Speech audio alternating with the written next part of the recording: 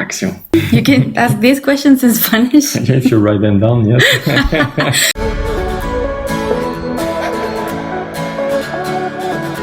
So we just talk about psychology. All right. It's not a lesson. People that work as psychologists. Yeah. Personal experience, return of experience, anecdotes, and... You have been a psychologist for how long? I got my degree in 2012. So in 2012. So it's been 13 years. I thought it was less. It could have been even earlier because I was working at the same time as I was studying in my 20s. So it took me a little longer. So what made you become a psychologist, if there's a story or a particular moment where you decided? Yeah. It's back when I was about 19, 20.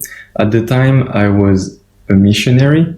I was just being a humanitarian service, kind of. I was in Normandy and I got friend with a man who was a family doctor, and he was convincing me to become myself a doctor. I got really hyped about it. There are two things that made me change my mind from there. The first is that at some point when he told me about his study in medical school, the second year they would start to dissect corpses. I could not see myself having the guts to not only do this, but being able to overcome it and not being affected by it, or at least not too much. Second thing, he told me that most of the people that he's seeing on daily consultation, he said 90% of them, they actually don't need to see the doctor, but they would need more to talk with a psychologist. That probably don't need to cut corpses for this. So probably I can do this one instead. And I did not know much about psychology at all at the time. And the first book I read was Psychoanalysis of Fears. But I was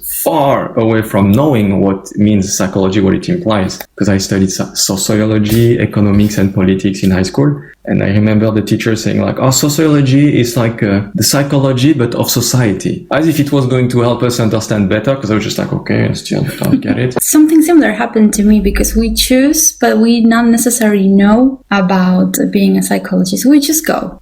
And then you become a psychologist with the experience more than with the studies. Yeah, I believe even that at first, we don't even know necessarily that there are different kind of psychologies. My first time reading my course for psychology, it took me hours just to understand the words in the first page. And the definition of words used in the psychology area have different definitions sometimes. So you need to reappropriate the vocabulary. And that was the first battle to me, just try to understand the first course. Yes, mine was history of university. So nothing to do with psychology. And anyway, it was so complicated. The level is really different from school and from university. From high school to university, all kinds of adaptations are being involved. And some people, it's not because they don't like the subject, it's just they are not being able to get used to how the university works. It's another story. Thing. I happen to live in the same place where I study, but a lot of people have to move, and that's... And moving also involved, as I said, that I had also to have a job to be able to pay for the apartment, for food, etc., to be able to study away from home. Okay. Yes, we have to be very flexible. What brought you to be a psychologist in France? What happened that made you be from psychologist in Argentina to here in France? I did not migrate specifically to work. When I was in Argentina, I had no idea about France culture, less even about mental health. I never imagined that I would be here. I came here because of love, not because of work.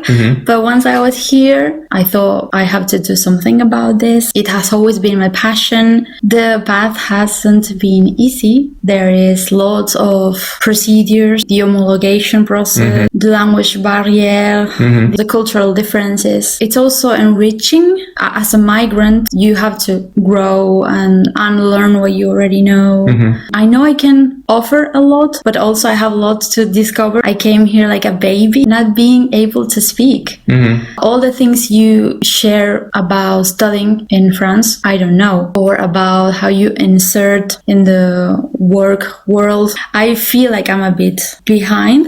It is what it takes. The homologation and all the process you need to go through, I think there is quite much frustration in it sometimes. And also, because I've been in groups of people that are trying to apply to masters and stuff, it's really difficult even for French people. It seems to be more exclusive. What is something that you learned in university or in your studies of psychology that changed your life perspective? Many things, of course. The way authors like Freud or Winnicott, they decompose subconscious. I liked the Winnicott writings about the true self and the false self. It was interesting for me to realize how you internalized other people's expectations more or less consciously, and that's more about the false, the false self, but the things that are brought to you and you need to adapt in a way, and the true self being more what's your original plan in a way, how you spontaneously, naturally, how you are, or how you think. You need to permanently navigate between these two influences, because I don't believe there is a right middle, but there is constant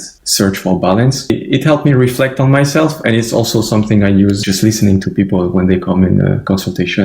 That made me think to the Jungian side. He speaks about mask and shadow, like archetypes of development. It really hit me also on understanding how some people are on the edge of breaking down sometimes because they are too much on one or too much on the other and not necessarily realizing it, and all kinds of depression or dark thoughts can come with this. I agree also with all of the polarization because I use a lot the Jung theory, and one of the principles that he took from metaphysics is polarization and how we should try to stay as balanced as we can.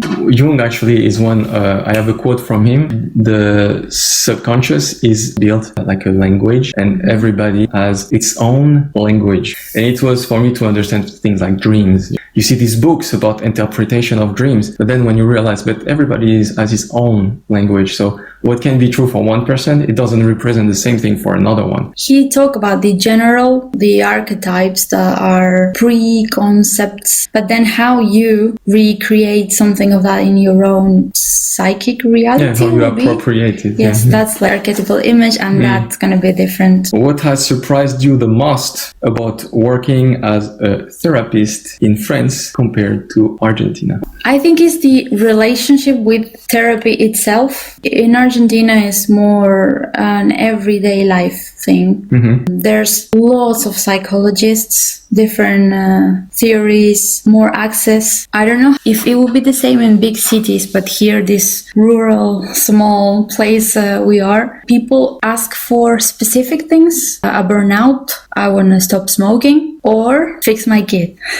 Yeah. It seems like there's more stigma, or at least less habit to psychotherapy. In Argentina, in general terms, it's good to reinforce healthy aspects of my life.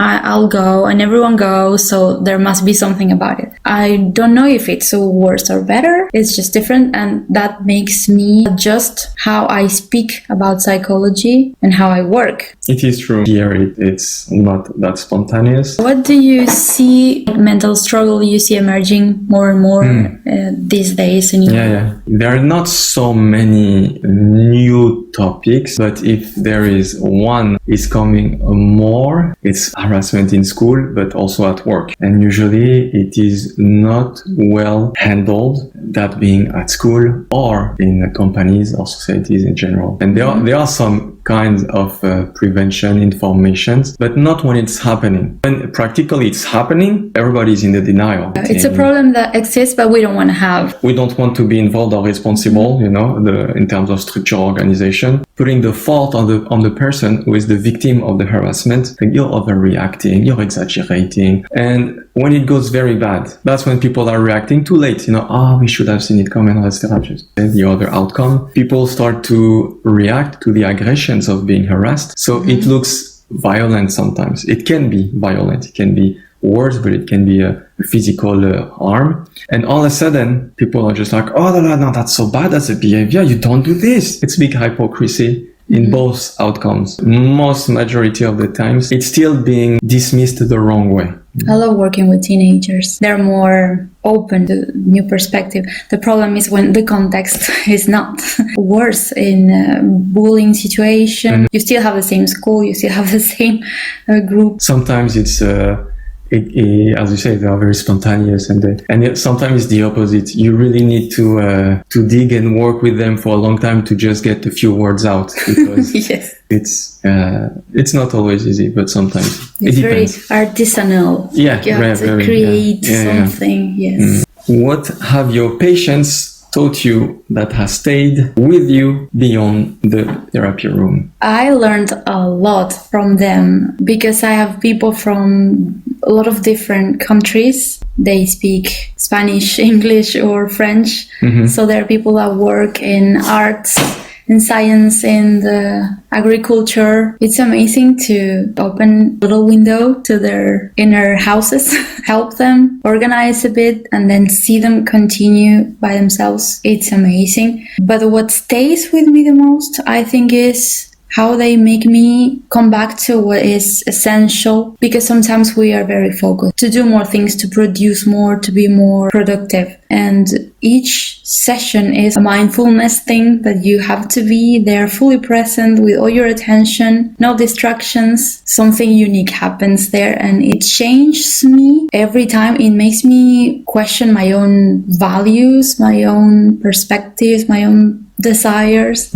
I care deeply about them. I love them. I don't know how politically correct to say that, but I love my patients. It's something that makes more sense, I guess. In English, I know it makes more sense because there's the distinction. Yeah, I don't know how I would say that. I in like you, I French. appreciate you, I like how you work, etc. But here, if you, en français, if you start to say, oui, je me soucie, it's just like more, is it implying something? So you really need to Yes. make sure of the I context. take the advice. You remind me a friend, an Argentinian friend that went to therapy here. When she was leaving, she said goodbye with a kiss to the psychologist. And he was like, that's not allowed.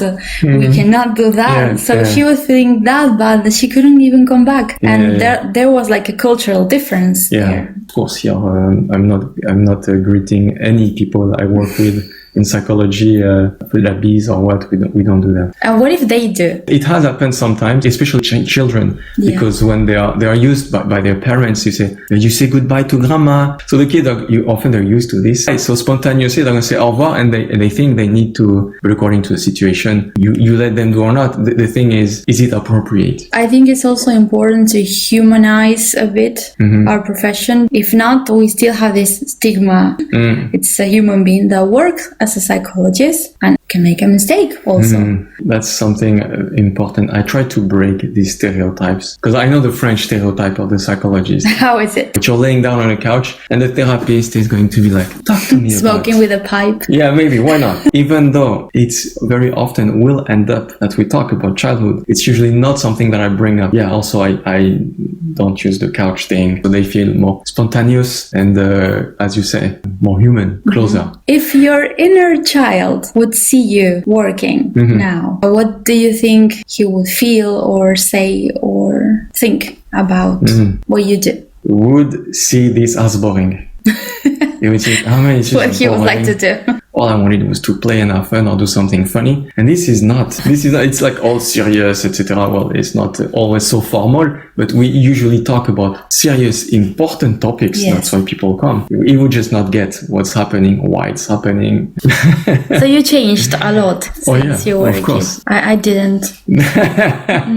During my teenager years, I had like a lot of extroversion, but it was adaptative. I took the decision. I'm going to be extrovert because I'm a teenager, and that's what teenagers do. Of course. But if not, I was pretty much like I am now. Now I'm more comfortable with it. But again, here in France, I had to force myself to be more extro, because if not, you cannot integrate in a new country if you're just sticking with what's more comfortable. Extraversion is being pushed, promoted, rewarded. Yeah. Everybody is going to try to find ways for introverts to come out and to be more extravert, to adjust to extraversion. But the other way around is not much talked about, and there is not many things about just slow down a little and let the introvert people be in Yes. their bubble and rest. So Yes. when you're spontaneously extrovert,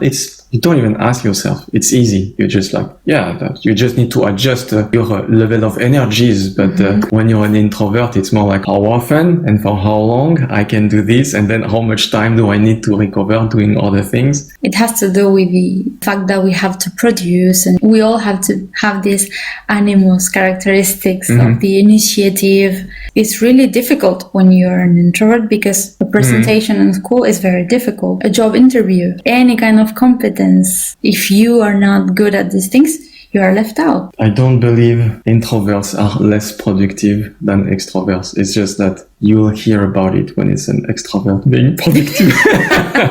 Yeah.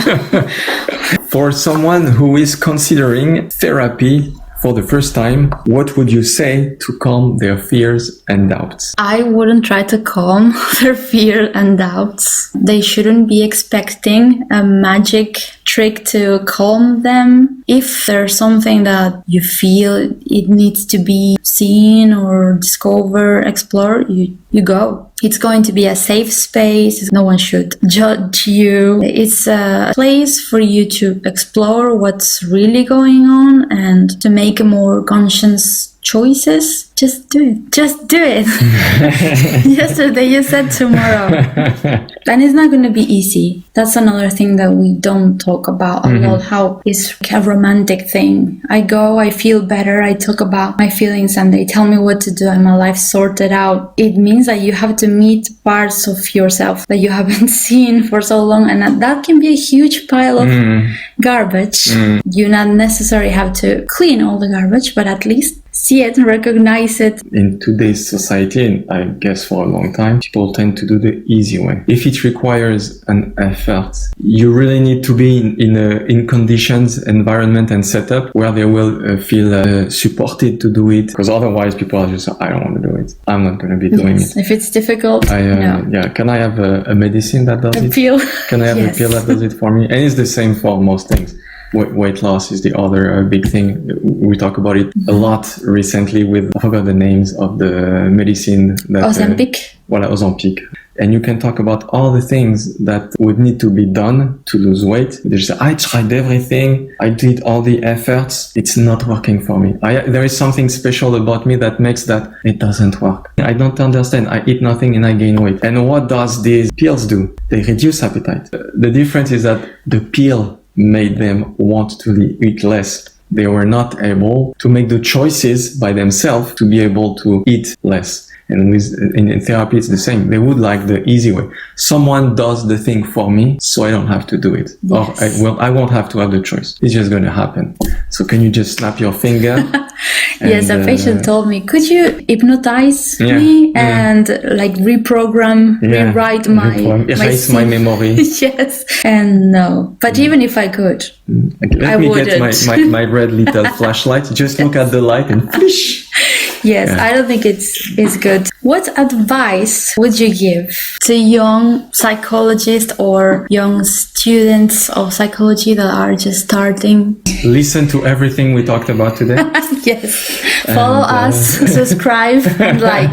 Ask yourself if you're all right with actually listen to people's issues. Do you feel like you're able to keep your cool, to not get angry, frustrated, to not feel hate? Are you going to be able to keep your neutral, benevolent attitude? Are you okay with actually being in touch with people? And when you are you able to understand it in a way without being invaded by it? And if you see that in a way it's happening, you need to reflect on this, find another approach, maybe find a rhythm that help you adjust to it, or do something else. Because at some point, you are the one who is going to get burnt out, because you're going to get invaded by these traumatic experiences. We hear a lot of this. And that's the difference between being able to hear anything and stay cold and not caring. That's not the thing either. We want to understand it, not being invaded by it.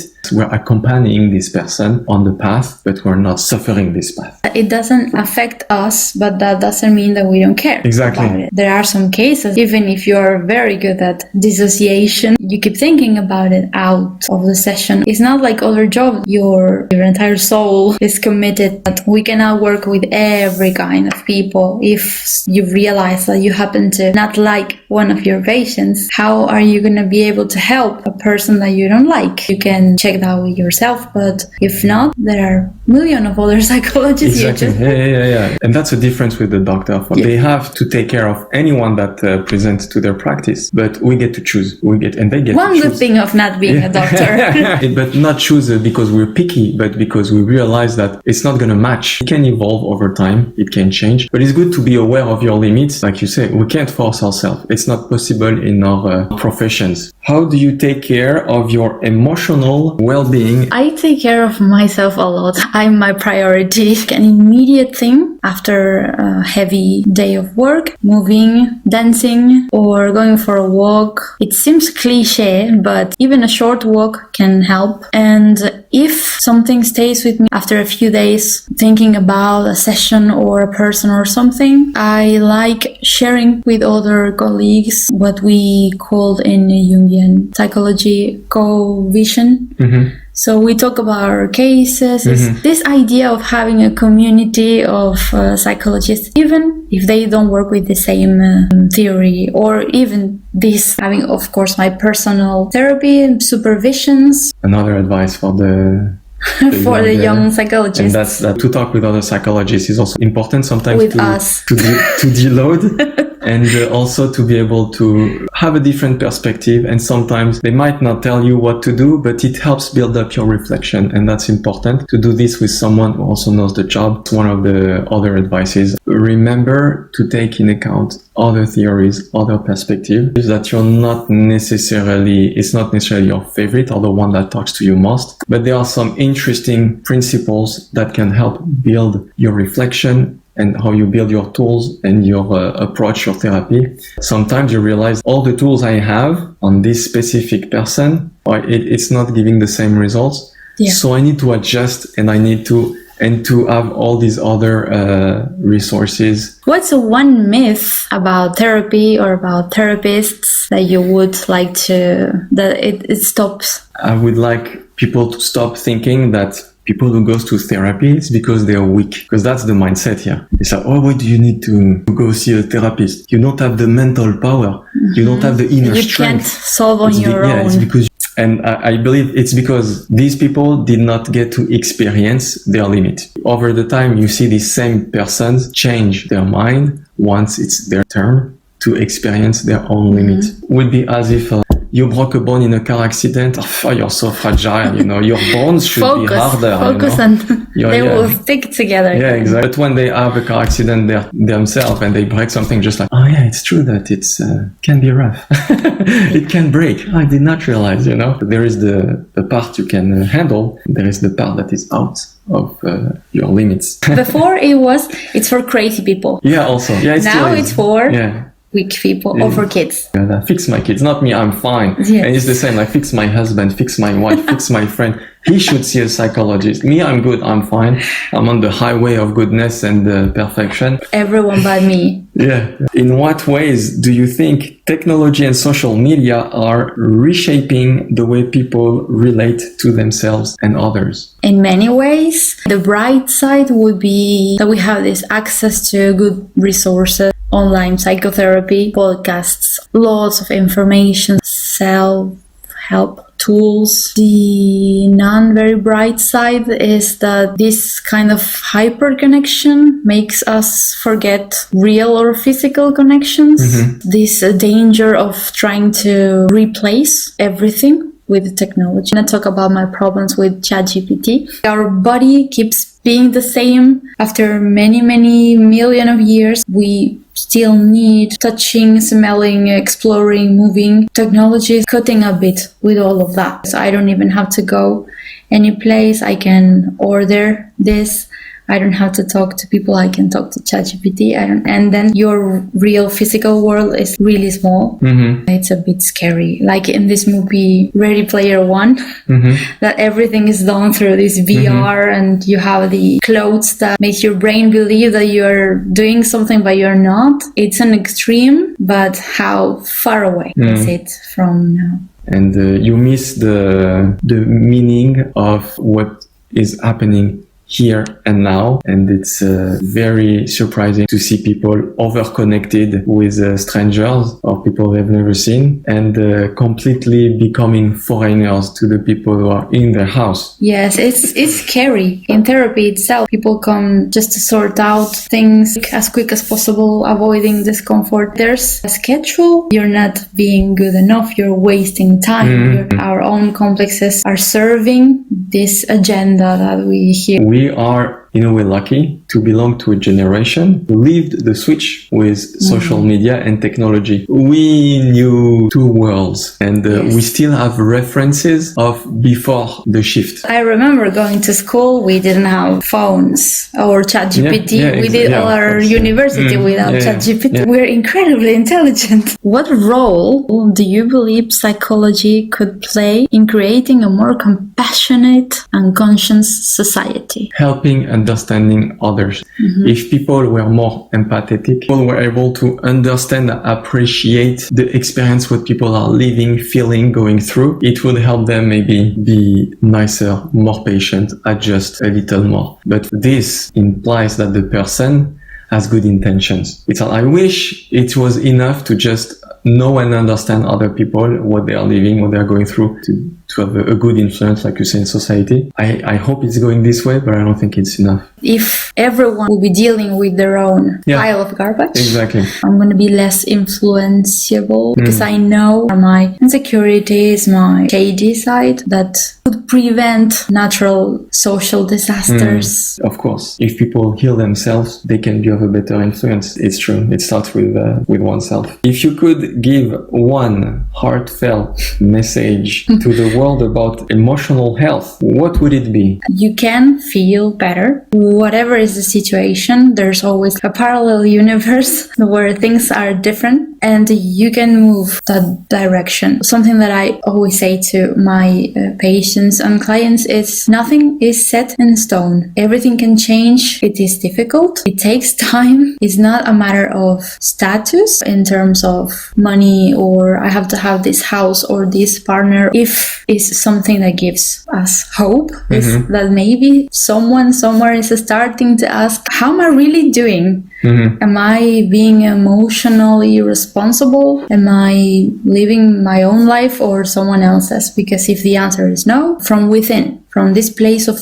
truth, yes, you go and build the life you want. What resonates with you the most? I do believe that it's possible to get better. And sometimes people surprise themselves by how fast it can go. But other psychopathologies, it's more like you learn to live with them. You can get better, but you might never really be healed from it because it's not necessarily a sickness, it's how you function. It's like an allergy. You better understand how you function to choose what you're going to do, where you're going to go, what kind of stimulation you can get. It shouldn't have that negative connotation. Labels, for some people, it's a relief because they're like, finally, I understand why this and that, etc. But for other people, it means that I'm stuck into it. And no, it's not just because there is a formal description of what you're living and experiencing. Doesn't mean that's all you are. That's how the system. I heard the legends.